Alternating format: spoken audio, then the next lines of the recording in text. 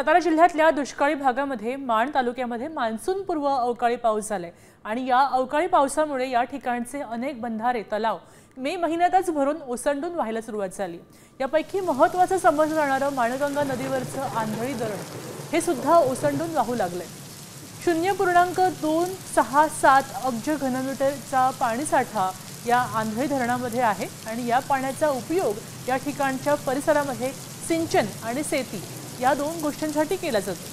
पायल photos यांनी या आंधळी धरणाची ड्रोन दृश्य घेतलेली आहेत। आपण पाहू शकतो की आंधळी धरणाची ही दृश्य आहेत ड्रोन मधून घेतलेली आहेत।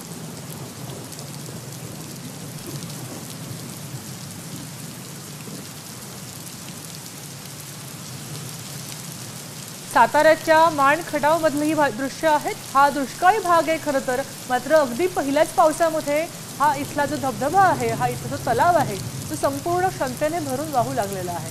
त्यामुळे इथल्या स्थानिक रहिवाशांनी ह्याची ड्रोन दृश्य घेतलेली आहेत।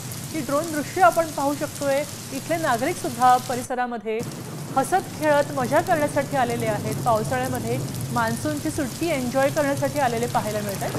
माणमधल्या आंधळी धरणातली हे दृश्य आहे।